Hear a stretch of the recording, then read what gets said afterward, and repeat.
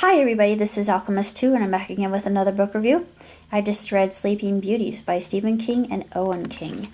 And this book is terrifying for many reasons, and I was very intrigued by the title. I'm very much drawn by the study of onirism, which is the study of dreams or sleep. I always have been ever since I was little. I've been fascinated by the subject. And of course I thought of a friend of mine, BSA, or Bright Star Angie. She is obsessed with all things sleep and dreams. One thing I found particularly intriguing was attention to detail. Like, Stephen King is just a master at this, and he mentions a legend of the Blackfeet, and it is brown moths or brown butterflies signify dreams and sleep. And I thought, I mean, I never knew that because I'm not as familiarized with Native American mythology as I am Greek and Roman and Egyptian and Norse. And I really would love to go into Native American myth because it's something that I find very, very mysterious and enigmatic and just surreal. I've been drawn, don't know why, but I've always been drawn to the Native peoples, and especially the Cherokee. But the Cherokee and the Lakota, especially, as well as the Miami. Well, the Miami are close to home. But backtracking a little bit, the story begins in a small town. Nothing really happens in this place called Dueling. And it's very gripping from the get-go. We're introduced to this kind of unusual, alluring character called Evie Black, and Evie itself should give away quite a bit because it's, of course, Eve as Adam and Eve, and there's a sickness that spreads out, but only the women are getting it. It's called Aurora, and they're falling prey to it, and they're being enveloped in cocoons. They have this kind of gossamer substance over their faces, and it's affecting them in mass. And of course the PD can't figure out why that would be. They're stumped. But as far as books are concerned, I know it's a whopper. It's a tome. It's 700 pages. That's compared to the last book of the Dark Tower and the whole Dark Tower series, it's light reading.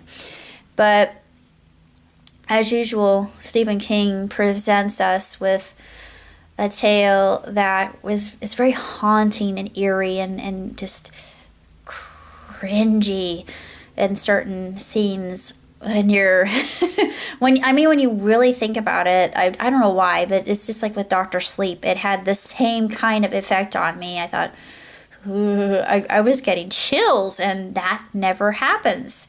And Stephen he is a maestro when it comes to this. And Owen, he did a sensational job, and the ending is kind of up in the air, and I thought, that's intriguing.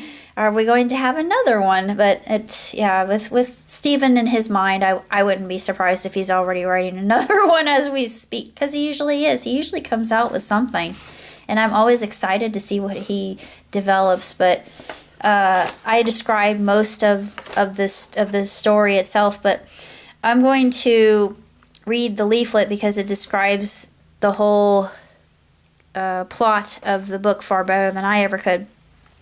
In a future so real and near it might be now, something happens when women go to sleep. They become shrouded in a cocoon-like gauze. If they are awakened, the gauze wrapping their bodies is disturbed or violated. The women become feral and spectacularly violent. And while they sleep, they go on to another place, a better place where harmony prevails and conflict is rare.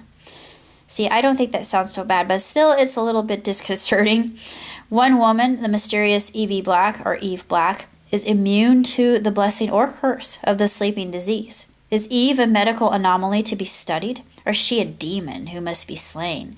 Abandoned and left to their increasingly primal urges, the men divide into warring factions, some wanting to kill Eve and others to save her. Others exploit the chaos to wreak their own vengeance upon their new enemies. All turn to violence in a suddenly all-male world. Set in the Appalachian town, whose primary employer is a women's prison, Sleeping Beauties is a wildly provocative,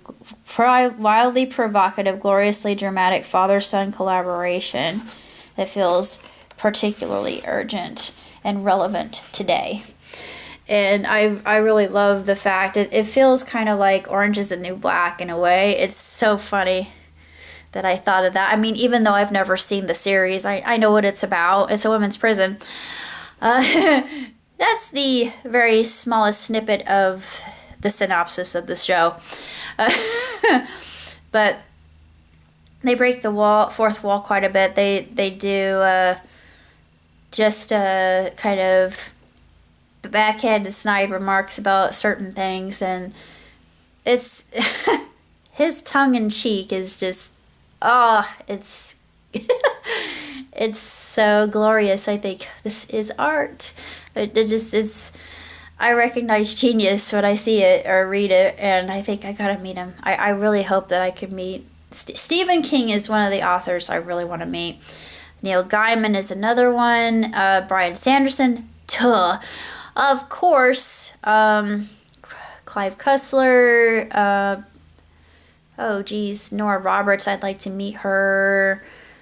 There's so many that I really like. J.K. Rowling. Yeah, without even questioning, definitely. Chris DeFriends, since I've only met Sylvia. I didn't really get a chance to meet Sylvia Brown. I got a chance to attend a forum, and it was, oh God, I'm so saddened that she's no longer with us. I would love to go to another one of those. And at some point in time, I want to go to Virginia Beach, Virginia, because they have the ARE there. But anyway, getting off track. But this book is spectacular. It's nothing short of just completely astronomically, phenomenally written. And even though it's 700 pages, it's such a page turner. You cannot put it down. When I picked it up, I noticed how hefty it was, and I thought, why am I not kind of a little bit leery about reading? I thought, no, I read Dante's Inferno, so no. Yeah, I read Dante's Inferno for fun. Who does that? Come on, tell me. But Dante's Inferno is good, by the way.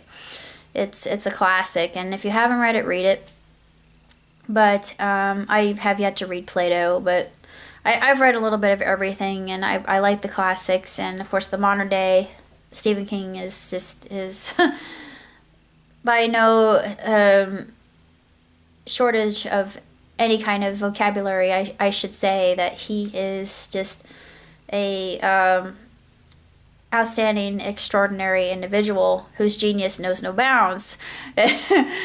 Yes, and that's all I gotta say about Sleeping Beauty. If you like Stephen King, by all means pick it up. If you're like me and you're so intrigued by the whole idea of this whole sleeping sickness thing, it kind of makes me think of insomnia and narcolepsy, which are kind of odd ends to the same coin, and it kind of makes you wonder what causes that. People don't understand the onirists. The onirists don't really comprehend why, and it makes me think, what if they could do a real study on the exact causes of those diseases and get to the root of the problem? There's got to be some kind of circadian or biorhythmic thing. That's what I think, but I'm not a doctor.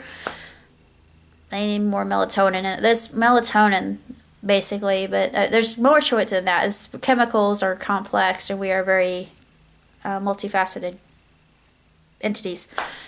But other than that, it's really just an outstanding book, and I can't recommend it more than I do. So until next time, live on and prosper. Ciao, Titty.